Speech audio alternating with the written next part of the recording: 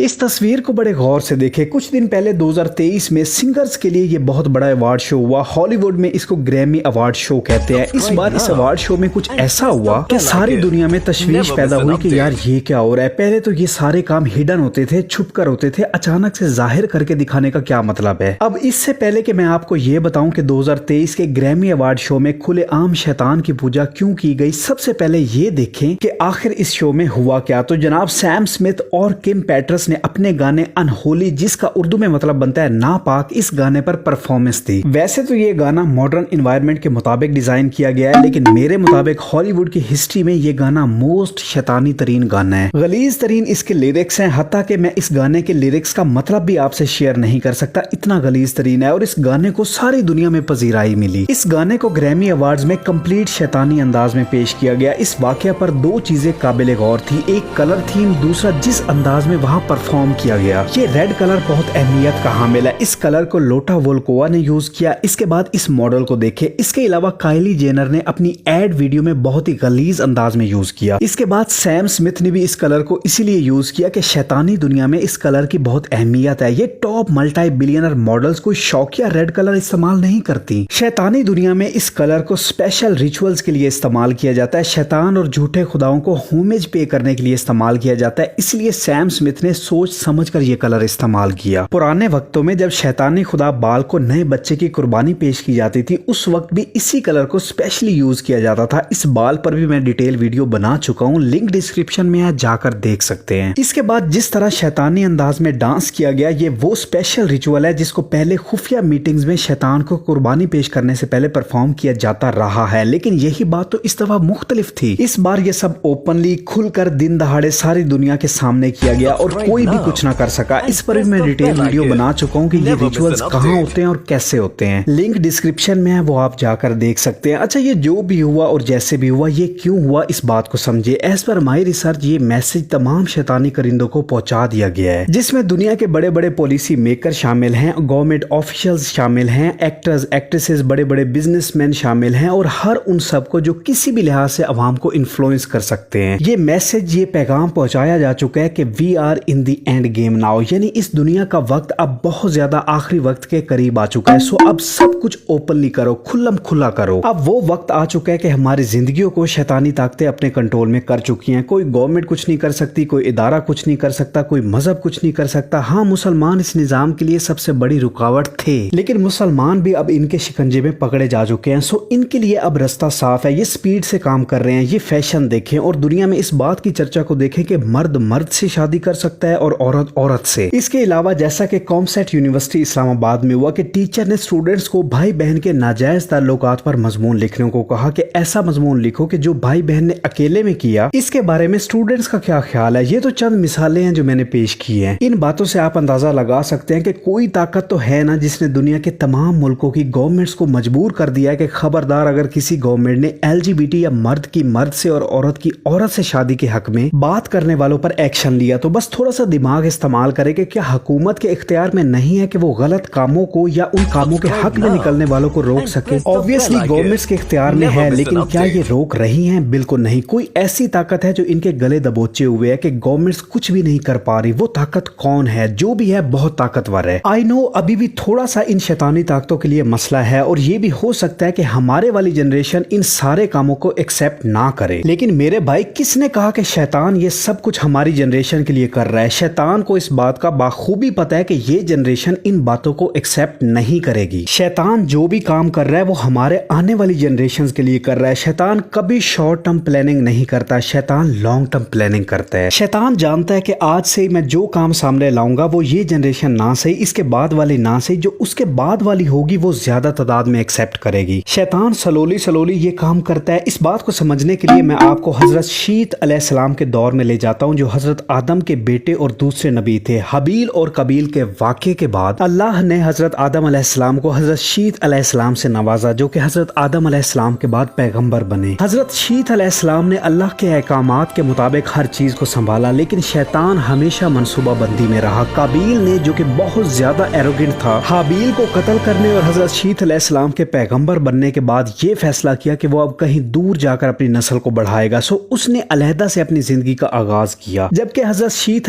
अलैहिस्सलाम और उनकी नस्ल पहाड़ों में रहते थे, या आप ये कह सकते हैं पहाड़ी इलाकों में रहते थे। जब दोनों एक दूसरे से अलहदा अलहदा हो गए तो अल्लाह की तरफ से हजरत शीथ अलैहिस्सलाम को हुक्म आया कि अब के बाद हजरत शीथ अलैहिस्सलाम और काबील के कबीले के लोग आपस में मिक्स ना हो, एक दूसरे से दूर रहे। सो ये अल्लाह ताला की तरफ से हद बंदी कर दी गई, लेकिन शैतान भी अपने मंसूबों में सरगर्म रहा। खैर, काबील के कबीले के मर्द खूबसूरत नहीं थे, लेकिन औरतें बहुत खूबसूरत थी, जबकि हजरत शीथ अलैहिस्सलाम के कबीले में मर्द बहुत ज्यादा खूबसूरत थे, लेकिन औरतें ज्यादा खूबसूरत नहीं थी, जैसा कि रिवायात में आया है। खैर, शैतान एक नौजवान लड़के की शक्ल में काबील के कबीले में लोहार के पास पहुंचा और उसको कहा कि मैं तुम्हारा शागिर्द बनना चाहता हूं, जिस पर लोहार एग्री कर गया। यहाँ पर शैतान ने काम किया और लोहार से सीखता गया, और कुछ अरसा गुजरने के बाद शैतान ने लोहार के पास बांसुरी इजाद की, जिसके बारे में उसने काबील के कबीले के लोगों को बताया और गाइड करना शुरू कर दिया। वक्त गुजरने के साथ उसने इस बांसुरी को बजाना शुरू कर दिया, जिसको सुनकर लोग काफी हैरान हुए, क्योंकि लोगों ने ऐसी आवाजें पहले कभी नहीं सुनी थी। सो हैरानी तो बनती थी, वो वक्त का आगाज था। फिर मजीद वक्त गुजरने के बाद उसने एक छोटा सा ढोल इजाद किया और वो भी लोगों में बजाना शुरू कर दिया। जब लोग इन आवाजों पर इकट्ठा होना शुरू हो गए तो फिर शैतान ने बाजा बनाया और लोगों ने इसको भी पसंद किया। वक्त गुजरने के साथ लोग ज्यादा से ज्यादा एक्साइटेड होते गए, मजे लेते गए, हत्ता कि आहिस्ता आहिस्ता काबील के कबीले के लोग अल्लाह के अहकामात को भूलते गए और इन आवाजों में मदहोश होते गए। उधर हजरत शीथ अलैहिस्सलाम अपने कबीले के लोगों को अल्लाह के अहकामात बताते गए और गाइड करते गए। जबकि वक्त गुजरने के साथ आहिस्ता आहिस्ता काबील के कबीले के लोगों ने बांसुरी, ढोल और बाजे की आवाजों पर अपने जिस्म को मूव करना शुरू कर दिया और ऐसे इजाद हुआ डांस। जरा चेक करें कितनी प्लानिंग के साथ यहाँ तक शैतान म्यूजिक, इंस्ट्रूमेंट्स और डांस की इजाद कामयाबी से कर चुका था। अब शैतान मजीद आगे बढ़ा। लोग इस म्यूजिक में इस कदर इन्वॉल्व हो चुके थे कि लोग दिन में एक खास वक्त बैठकर इन म्यूजिक इंस्ट्रूमेंट्स को सुनते। रवायात में आया कि हफ्ते की शाम यानी सैटरडे इवनिंग स्पेशली इस काम के लिए थी, और ये देख ले कि आज तक यही चल रहा है। आज भी सैटरडे इवनिंग ये काम बड़े मजे से हो रहे हैं। सो वक्त गुजरने के साथ लोगों ने एक किस्म की पार्टी करना शुरू कर दी। काबील के कबीले में म्यूजिक, इंस्ट्रूमेंट्स, डांस और पार्टी इंट्रोड्यूस करने के बाद शैतान हजरत शीथ अलैहिस्सलाम के कबीले के कुछ नौजवानों को मिला और उनके दिमाग वसवसों से भरने लगा और शक के बीज बोने लगा, और उन लोगों को अल्लाह के अहकामात पर सवाल उठाने पर मजबूर कर दिया कि ऐसा क्यों है कि आप लोग काबील के कबीले के लोगों के साथ, जो कि आपके कजन्स हैं, आपस में क्यों नहीं मिल सकते जबकि दोनों रिश्तेदार हैं? फिर ऐसा कानून क्यों मौजूद है? आपस में मिलना तो बुरा नहीं है। मजीद ये म्यूजिकल इंस्ट्रूमेंट शैतान ने पहाड़ी इलाकों में बजाना शुरू कर दिए, जहां हजरत शीथ अलैहिस्सलाम के कबीले के लोग रहते थे। जब उन लोगों ने इन आवाजों को सुना तो वो भी हैरान हुए और इनको पसंद करने लगे, और जब आवाज सुनते सुनते मैदानी इलाकों के पास पहुंचे तो हजरत शीथ अलैहिस्सलाम के कबीले के खूबसूरत मर्दों ने काबील के कबीले की खूबसूरत औरतों को देखा। मजीद जब वो आगे गए तो देखा कि सब लोग मिलकर डांस कर रहे हैं, पार्टी कर रहे हैं। इसी दौरान काबील के कबीले की औरतों ने भी उन खूबसूरत मर्दों को देखा, जिसके बाद उन्होंने अपनी खूबसूरती को उन खूबसूरत मर्दों पर आश्कार करना शुरू कर दिया, जिससे दोनों में अट्रैक्शन पैदा हुई। फिर स्लोली स्लोली शैतान उनको करीब लाया, जिसका नतीजा कुछ यूं निकला कि दोनों में नेचुरल और बायोलॉजिकल इंटरेक्शन शुरू हो गई। वक्त गुजरने के साथ शैतान उनको इतना करीब करता गया कि रिवायात में आया कि ये वो पॉइंट था कि जहां से जिना शुरू हुआ। जरा चेक करें शैतान की प्लानिंग के बांसुरी से बात शुरू हुई, फिर आहिस्ता आहिस्ता करके गैदरिंग तक ले आया, फिर डांस, फिर मिलकर पार्टी, फिर जिना। खैर, जब ये लोग एंजॉय करके जाते तो दूसरों को बताते कि तुम लोग क्या मिस कर रहे हो। ऐसे ज्यादा से ज्यादा लोग ग्रुपिंग की सूरत में आते गए, हत्ता कि शैतान वो पॉइंट ले आया कि लोगों ने कलेक्टिव लेवल पर गुनाह किया, यानी कि जिना। शैतान ने बड़ी प्लानिंग के साथ सब कुछ मुतारिफ कराया और यहाँ तक ले आया। ये सफर लंबा था, लेकिन शैतान को पता था कि वो इससे क्या हासिल करने वाला है। मजे की बात यह है कि अभी तक शिर्क को, जो कि इस्लाम में सबसे बड़ा गुनाह है, इस पॉइंट तक शिर्क को मुतारिफ नहीं कराया था, क्योंकि अभी इस काम का वक्त नहीं था। शैतान को पता था कि मैंने लोगों को step by step next level पर लेकर जाना है, जल्दी नहीं करनी, और उसे ये भी पता था कि अभी ये बहुत जल्दी कदम होगा, सो अभी नहीं, बिट बाय बिट सब कुछ लेकर चलूंगा। सो शैतान की प्लानिंग लॉन्ग टर्म होती है, शॉर्ट टर्म नहीं। उम्मीद करता हूं कि आपको समझ आ रही होगी कि इस टाइम मार्केट में जो भी हो रहा है वो हमारे लिए भी है, लेकिन मेजर टारगेट हमारी आने वाली जनरेशन है, क्योंकि शैतान को पता है कि चलो ये जनरेशन नहीं तो आने वाली दूसरी या तीसरी जनरेशन वो सब कुछ एक्सेप्ट करेगी जिसको हम एक्सेप्ट नहीं कर रहे, यानी ये जनरेशन एक्सेप्ट नहीं कर रही। मजीद एक और बात नोट करें कि हमारे मुआशरे में आजकल पॉडकास्ट का बड़ा ट्रेंड चल रहा है, जिसको कुछ ऐसे लोग चला रहे हैं जो किसी खास मकसद पर हैं। कुछ अच्छे पॉडकास्टर भी है, लेकिन वो बहुत कम तादाद में हैं। आप जिस किसी को भी औरत के पर्दे पर, हिजाब पर, नमाज पर पॉडकास्ट करते सुने तो ये जरूर देख लें कि वो इस्लाम के हक में पॉडकास्ट कर रहा है या मुखालफत में। जहां भी आपको थोड़ी सी भी मुखालफत नजर आए या फिर उस पॉडकास्ट में कोई एक बंदा भी इस्लाम के मुखालिफ बात कर रहा हो और वो खुद को मुसलमान कहे, तो समझ लें कि ये पॉडकास्ट किसी मकसद के लिए हो रही है, हमारी ज़हन साजी के लिए हो रही है। फौरन ऐसे पॉडकास्टर को शटअप कॉल देनी है, क्योंकि इस्लाम से बढ़कर हमारे लिए और कुछ नहीं है। हम सच में बहुत नाजुक दौर से गुजर रहे हैं, इसको एहतियात से गुजारें, अपने ईमान मजबूत करें, क्योंकि आज नहीं तो कल हम सबको ये दुनिया छोड़नी है। किसी भी वक्त हमारा बुलावा आ सकता है। सो खुद को तैयार रखें, अल्लाह के करीब से करीब होते जाएं, फिरका वारियत से दूर रहें। मुसलमानों को तोड़ने का वाहिद हथियार फिरका परस्ती है, फिरका वारियत है। हम सबको इससे बाहर निकलकर एक मुसलमान बनना पड़ेगा, वरना जो ओपन ऐलान शैतान कर चुका है उसमें सबसे ज्यादा नुकसान हमारा होगा। उम्मीद है कि आप मेरी बातों को समझ रहे होंगे। तो बस मेरी आज की वीडियो में बस इतना ही था। आपसे गुजारिश है कि चैनल जरूर सब्सक्राइब करें। तो मिलते हैं किसी और वीडियो में। अपना बहुत ज्यादा ख्याल रखिएगा। तब तक के लिए खुदा हाफिज।